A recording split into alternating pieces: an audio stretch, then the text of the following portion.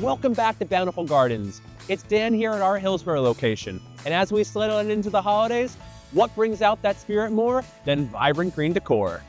We're working round the clock to put together these original arrangements of fresh cut winter foliage as well as live rooted plants to really spruce up your property to celebrate the season. If you'd like to learn how to put one of these festive planters together for yourself, then stay tuned, because this week we're doing exactly that, starting with our fresh evergreen arrangements. The first step in any evergreen arrangement is gathering your greens. So let's go get some. Here at Bountiful Gardens, we carry tons of freshly harvested greens from a wide variety of different species so that you can find the perfect color and texture for your arrangement. And if you can't make the trip out to us, you can always forage for your own materials in your backyard or a nearby field. I'm also going to be taking some cuttings of this beautiful red winterberry holly. It's a locally native plant here in New Jersey, and if you're lucky enough to find it in your backyard, you can cut some for yourself too. Once you've selected all of your greens, it's time to fill your chosen pot with either leftover potting mix, fresh soil from the store, or you can even go to your local craft store or florist shop and pick the foam block. To start off these planters, the first thing I like to do is use a strong structural green.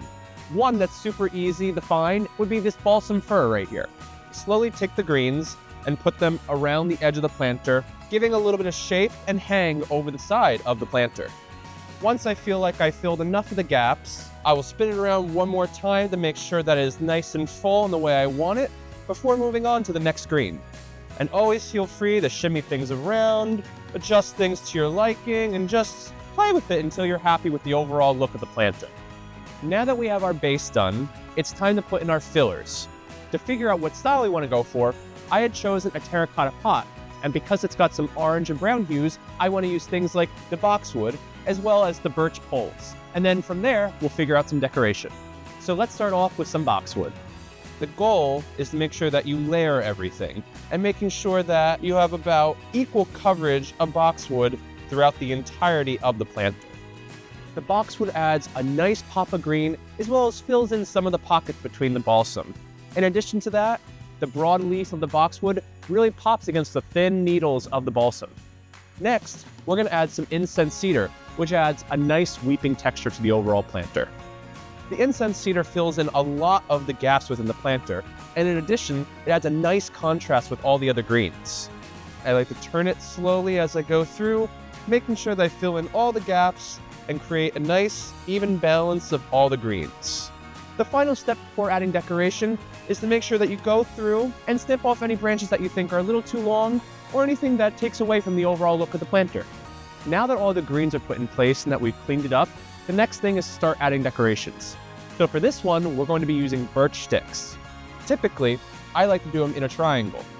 Now, the next step is to shimmy around some of the greens, just like before, to make sure you've got the right arrangement and that everything is sitting the way you want it. Now that I have the birch poles in place, you can see how the nice salmony color goes really nice with the terracotta. But to finish these off, I'm going to use some of our winterberries that we picked earlier. I look for the ones with the nice, strong, full branches, such as this one, and that one here, and we'll want to go as far down towards where it meets other branches to find our place to cut it. Now that we've cut the berries, we take the larger, more fuller branches and we put them in the center. This gives a nice fullness to the middle of the arrangement and draws your eye to the center with this big pop of color. Once we've added the main branches of berries in the center, it's time to take some of the offshoots from the main branches and add them along the sides to add a nice pop of color. And now we've got a finished arrangement ready for sale at Bountiful Gardens and ready to put on your front steps. Or you can add other decorations, such as this beautiful red bow to really bring in the holiday spirit. Or if you celebrate Christmas, you can put in little signs like this that say, Merry Christmas. For this planter, I wanted to do something more with earth tones. So I'm using the southern magnolia, the huck, the curly willow, in addition to our standard base of balsam fir. But to finish it off, I'm going to add this decoration with these beautiful silver tones, which will contrast against the red-brown within the entire planter. For this planter, I wanted to have something with red to truly bring out the holiday vibes. And similar to the last base, I'm using southern magnolia, huck, and balsam fir. But instead of using willow, I'm using this beautiful red winterberry holly to have a vibrant color that will last throughout the entire winter. If you're looking for a planter that isn't necessarily holiday themed, but goes with the wintry season, this blue and white planter would be perfect for you. In addition to the regular base of the balsam fir, I used white pine, blue juniper, as well as red cedar. In addition to all of that, I used these sugar pine cones, which are the largest pine cones in the world, and these white sticks, which add some wintry themes to the entire planter. These beautiful evergreen cut arrangements are a fun, simple way to liven up any of your outdoor spaces with this awesome texture and natural color. And even better, they're a maintenance-free, beautiful planter that will last all winter long. And with the vast amount of cut greens, berry bearers, and natural accessories that we have here at Bountiful Gardens, the options for your planters are endless. And maybe you're looking for a winter arrangement filled with live plants for you to enjoy for years to come. And if that sounds like you, let's head over to learn from Amelia over at Bountiful Gardens, Ewing. Living container gardens can be a great way to add seasonal spirit to your front porch or patio, with the added benefit of being able to plant out all the plants into your garden in the spring. The first step to take when building your living container garden is to choose a pot that is very weatherproof. The best options for this include fiberglass, iron, heavy-duty plastic, and stone. However, if you're not interested in using one of those, you can use a plastic liner in your pots. And this allows you to have a lighter planter that you can simply drop in and also reduces the amount of soil you need to use. Now let's envision our container garden design by placing all of our plants where we think they should go. My first staple piece that I've picked out is Nandina, which boasts these beautiful berries throughout the wintertime. I'm going to place the sedge right at the front for some fun texture, our hellebore at the back for our pop of white, and our false holly for its fun and colorful leaves. I'm going to place our bright colored heather right up front, and then we will place our trailing ivy on either side. Now let's get to planting. You may have noticed that we chose all evergreens for our container garden, and you may be saying, but they aren't all green.